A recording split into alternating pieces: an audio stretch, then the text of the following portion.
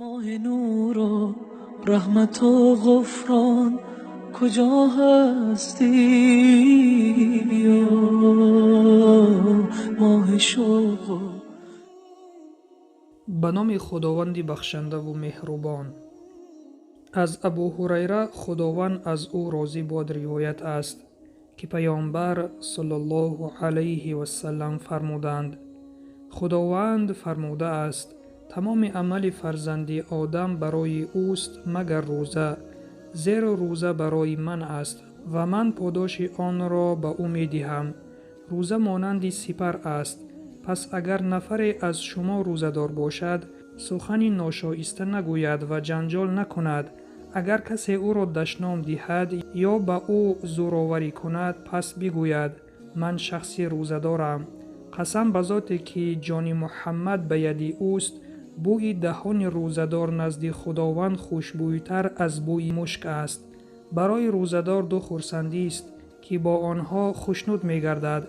وقتی افطار می نماید برای افطار خرسند می شود و وقتی روز قیامت پروردگارش را دچار می شود خوشنود می گردد. روایت بخاری و مسلم.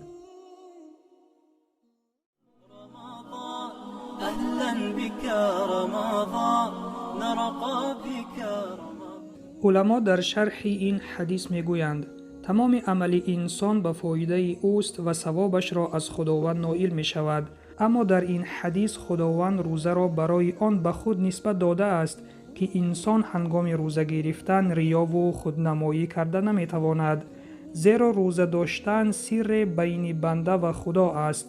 به این خاطر خداوند گفته است روزه برای من است، یعنی هیچ کس در آن ریا کرده نمی تواند.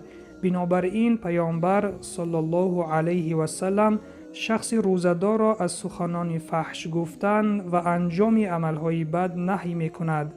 روزه سبب دوری مسلمان از دوزخ می شود. روزه‌دار باید کوشش نماید تا با کسی جنگ و جدال نکند و اگر کسی او را دشنام یا سخنی ناسزا گوید باید در جواب گوید من روزه دارم. این را پیامبر به ما درس داده اند. بوی دهان روزه‌دار در نزد خداوند از مشک بهتر است، یعنی ثواب زیادی دارد و خداوند از او خوشنود می شود.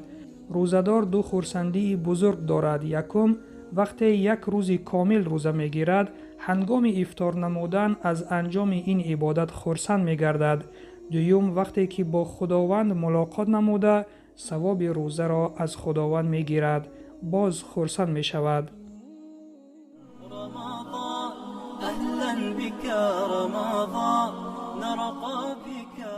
بله برادر و خواهر عزیزم، روزه سری می باشد بین ما و بین خداوند و اینچنین از مضمون این حدیث به ما معلوم گشت که پیامبر صلی الله علیه و سلم ما را نه تنها از خوردن و آشامیدن نهی کردند، بلکه از جنجال و گفتن سخن بد نیز ما را نهی کردند.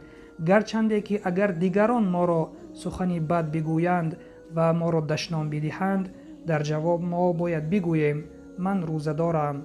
این درس را پیامبر صلی الله علیه و سلم به ما آموزانیدند. پس خوش به حال آن شخصانی که این گفته های پیامبر صلی الله علیه و سلم را عملی می کنند و سلام بر آن شخصانی که راه هدایت را پیشه گرفتند.